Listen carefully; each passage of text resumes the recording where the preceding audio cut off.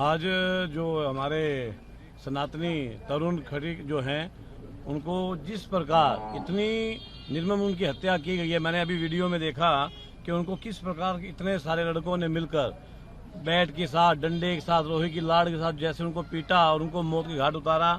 ये अत्यंत दुख की घटना है और पूरा समाज जो है इस दुख की घड़ी में बहुत दुखी है। पूरा संत समाज दुखी है, पूरे सनातनी देश के दुखी हैं, पूरा भारतवर्ष दुखी है। ऐसे अपाहिज मानसिकता के लोग जिन्होंने एक व्यक्ति को इतने लोगों ने मिलकर मारा और बिना कुछ सोचे समझे, और इनकी जो बुद्धि है, इनके दिमाग के अंदर सिर्फ ये हो चुका है कि इन्हें भारत में रहते हुए सनातनियों को मारने की इनकी बुद्धि है।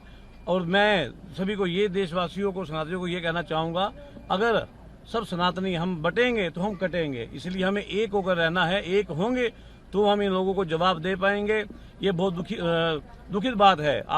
और मैं ये कहना चाहूंगा कि दिल्ली के मुख्यमंत्री जी ने जो योगी बाबा का मॉडल बुलडोजर चला के मकान गिराया, बहुत अच्छा किया। दिल्ली के अंदर भी रेखा सरकार को, रेखा गुप्ता को बाबा योगी के जैसे इनको जवाब देना होगा। इन्हें बताना होगा कि आप इन सनातनियों के साथ जो आप ऐसा करते हैं, उनका जवाब जो है आपको बिल्कुल ठोक बजा के दिया जाएगा। तो मतलब कारुणाई दृश्य था उनका, जो भावविवल जो चेहरा था और जो हाथ पैरों की जो स्थिति थी, किस तरह से उसके दादा के हाथ टूटा हुआ है, उसकी मां को और पिता को गंभीर चोटें आई हैं और बाकी परिजनों को भी चोटें आई हैं। एक जवान बेटा जिनके घर में से सरेआम रोड पर होली के दिन पीट करके मार दिया गया हो, उसकी क्या स्थिति होगी, इसकी कल्पना करना बड़ा मुश्किल है।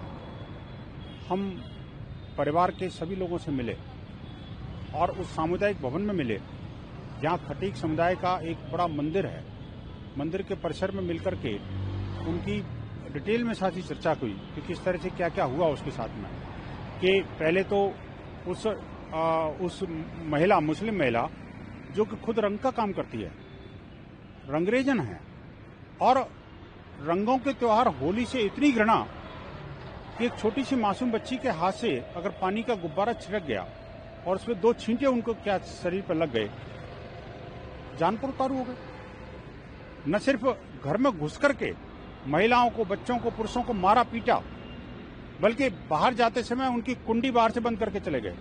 और षड्यंत्र पूर्वक, उनको पता था कि एक ही बेटा बाहर है, और वो तरुण को आता हुआ देख करके उन सारे जिहादियों ने घेर करके उसको मारा, लाठियों से, डंडों से, तलवार से, और ऊपर से बचा कुचा जो है ना, एक मोटा सा पत्थर उसकी छाती में डाल दिया गया। इस प्रकार की देश की राजधानी के अंदर नृशंस हत्या बेहद चिंतनीय, निंदनीय और संपूर्ण हिंदू समाज के लिए आंखें खोल देने वाली है। शासन प्रशासन के लिए भी एक गंभीर चुनौती है। अभी आज जो मेरे को यहाँ जाके आके जानकारी मिली कि भाई ठीक है कि कल उसका जो घर का कुछ हिस्सा जिहादियों ने, अपने जो इलीगल था, उसको तोड़ा गया और 10-15 लोगों की गिरफ्तारी भी हुई है। लेकिन आखिरकार क्या ये पर्याप्त है? ये बड़ा विचारणीय विषय है। इस बारे में गंभीरता से विचार करना पड़ेगा। आज हमने प्रेस कॉन्फ्रेंस करके देश भर में ऐसी सब घटनाओं की एक लंबी सूची, करीब 250 ऐसी घटनाओं की जो कि इस्लामिक जिहादियों ने हमारे त्योहारों पर हिंदुओं की नृशंस हत्याओं के लिए की थी, वो सूची जारी की है। देश की राजधानी दिल्ली के अंदर भी अकेले कुछ वर्षों के अंदर करीब 5 दर्जन से अधिक घटनाएं घटी हैं, लेकिन किसी एक भी घटना में दिल्ली पुलिस उन जिहादियों को फांसी के तख्ते पर लटका पाई हो, नजर नहीं आता। आज हमने ये भी मांग करी है कि पीड़ित परिवारों से मिलकर के मैंने उनको आश्वासन भी दिया है कि अब हिंदू समाज खड़ा हो रहा है, आपके साथ नहीं बल्कि पूरे समाज के साथ खड़ा है और अंतिम न्याय तक खड़ा रहेगा। और साथ ही साथ हमने ये भी चेतावनी दी है उन जिहादियों को, क्या तो सुधर जाओ, जिनसे आपकी मानसिकता को सुधारना और आपकी भाषा में जवाब देना समाज को भी आता है। हिंदू समाज को इस काम के लिए मत उकसाइए कि जिस भाषा में आप जो काम आप करते हैं उसी भाषा में हम जवाब दें।